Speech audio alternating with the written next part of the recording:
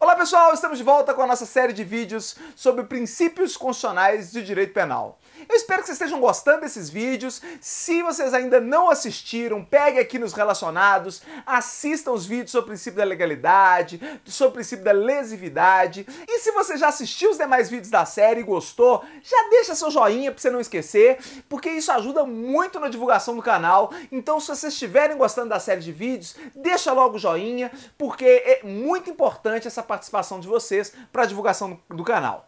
Fica aí então que depois das vinhetas nós vamos falar sobre o princípio da culpabilidade.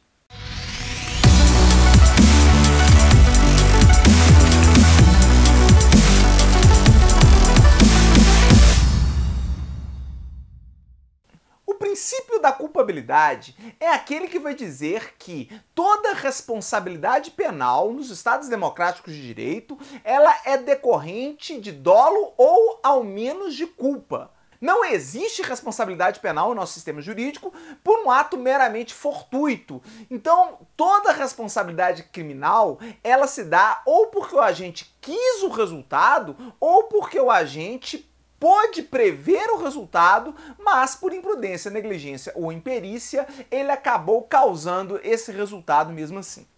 É importante vocês terem claro na cabeça de vocês que o nome princípio da culpabilidade, ele faz referência a uma culpabilidade ainda na época do causalismo, porque o dolo e a culpa no sistema causalista estavam localizados ainda na culpabilidade. Lá depois, com o finalismo, o dolo e a culpa, eles saem da culpabilidade e vêm para o tipo, e a culpabilidade passa a ser pensada sob uma perspectiva normativa. Agora, quando a gente fala em princípio da culpabilidade, mesmo nos dias de hoje, mesmo se nós estamos tratando do finalismo ou mesmo do pós-finalismo, nós estamos pensando ainda num princípio da culpabilidade sobre uma perspectiva de culpabilidade entendida como dolo e culpa. Então, quando a gente fala princípio da culpabilidade ainda hoje, basicamente nós estamos dizendo que é um princípio que exige a existência de dolo ou ao menos de culpa para podermos condenar alguém criminalmente.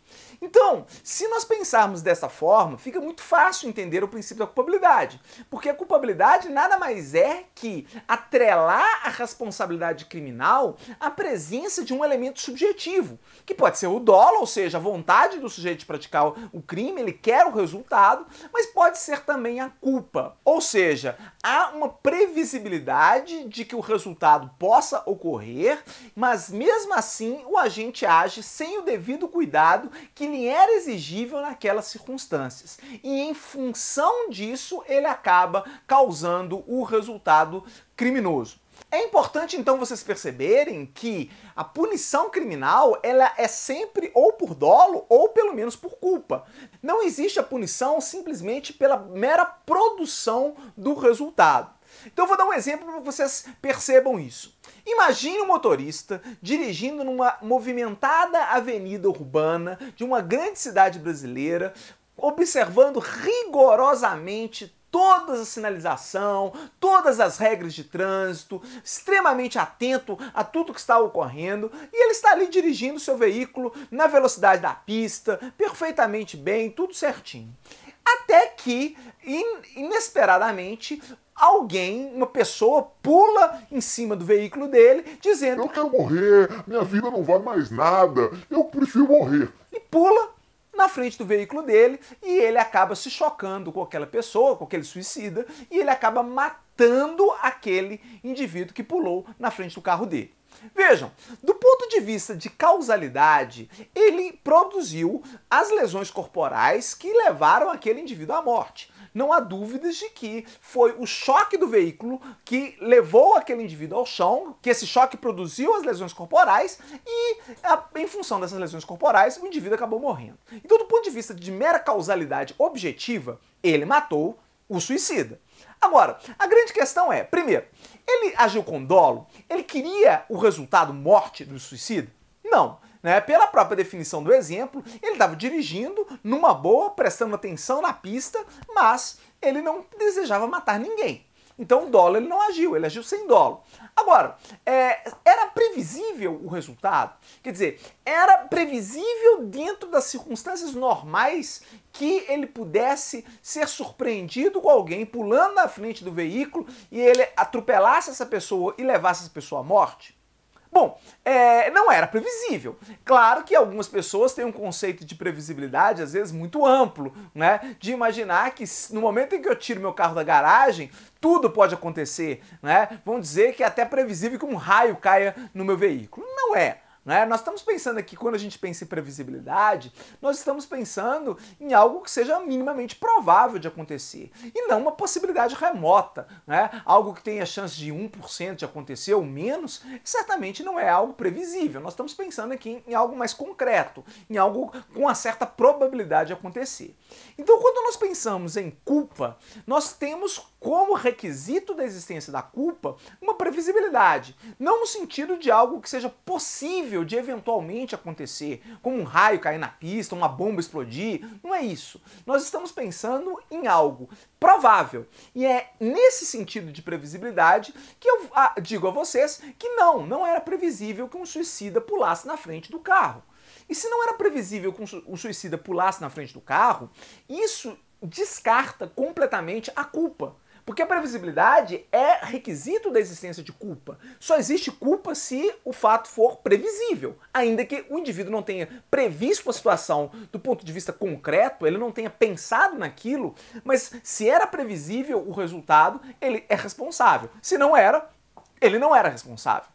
Então vejam, nessa hipótese, o indivíduo causou objetivamente o resultado morte, porém ele não vai ser responsabilizado pelo resultado morte, porque ele não tinha nem dolo, nem culpa do resultado. Vejam, do ponto de vista do princípio da culpabilidade, então, eu não posso punir alguém que age sem dolo e sem culpa, o que seria um arbítrio, né? A ideia do nosso direito penal é punir sempre a relação de causalidade quando acompanhada de um elemento subjetivo, que pode ser o dolo, a vontade do agente chegar ao resultado, ou a culpa, quando o agente age por imprudência, negligência ou imperícia e provoca aquele resultado. Eu acho que esse exemplo do suicida, aliás, é bastante óbvio, mesmo para pessoas que nunca estudaram direito. A maioria vai achar que, de fato, o indivíduo não pode ser responsabilizado simplesmente por ter causado a morte, sendo que ele não teve, do ponto de vista psicológico, nenhuma responsabilidade pelo fato, já que ele não quis o resultado, nem agiu com imprudência, negligência ou imperícia. Agora, em muitas outras situações, especialmente os leigos vão ter dificuldade em compreender esse princípio que veda a responsabilidade penal objetiva. Vejam, por exemplo, a situação de um sequestrador que pega uma vítima, leva essa vítima para o cativeiro, tranca essa vítima no cativeiro e sai para comprar mantimentos, por exemplo, para alimentar a vítima que está lá trancanfiada. E na hora que ele sai, cai uma tempestade gigantesca na região e um raio cai naquele cativeiro de forma tal que o prédio pega fogo e a vítima acaba morrendo trancada dentro do cativeiro. Bom, do ponto de vista do direito penal, o que nós temos que analisar é: o agente causou objetivamente o resultado morte? Ou seja, se nós retirarmos o fato do agente ter capturado a vítima e trancafiado ela no cativeiro, ela teria morrido? Não, ela não teria morrido. Logo, do ponto de vista exclusivamente objetivo, ele causou o resultado morte.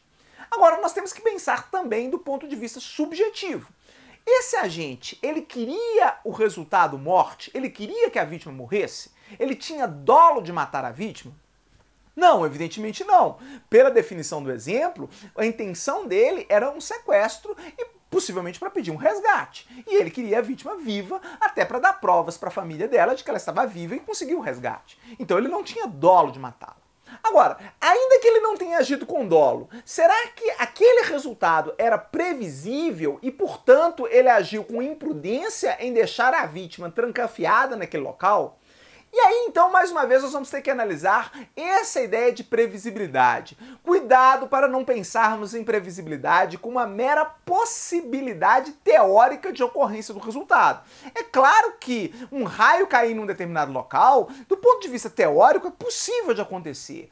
Mas na maioria das vezes, hoje nas grandes cidades, nós temos para-raios, nós temos uma série de equipamentos de proteção que fazem com que é muito difícil nós termos uma determinada residência recebendo um raio e pegando fogo em virtude disso. Quantas pessoas que vocês já conhecem que morreram, né, porque caiu um raio na casa delas e a casa delas queimou? Né? Então é bastante rara a ocorrência disso, de forma tal que não dá para dizer que era previsível que a vítima morreria em função de um incêndio causado por um raio no cativeiro. É claro que se houvesse algum indício, né, lá naquela região já tinha caído muito raio, o vizinho já tinha tido problema com o raio, ou seja, se houvesse elementos concretos que o levassem a acreditar na possibilidade de um raio cair naquela região, nós teríamos sim uma possibilidade de responsabilizado por culpa. Porque, afinal de contas, você deixar alguém preso numa região onde notoriamente cai raios e aqueles raios muitas vezes provocam incêndios é uma coisa. Outra coisa completamente diferente é você trancafiar uma pessoa num cativeiro e não imaginar a possibilidade sequer de cair um raio que vai provocar um incêndio e a vítima eventualmente vai morrer em função daquele incêndio. Se comprovado que não era previsível a possibilidade do incêndio causado pelo raio, evidentemente ele não poderá ser responsabilizado sequer pelo homicídio culposo, tendo em vista a ocorrência aí de um resultado que não foi provocado nem por dolo nem por culpa e, portanto, o princípio da culpabilidade veda a responsabilização penal nessas situações.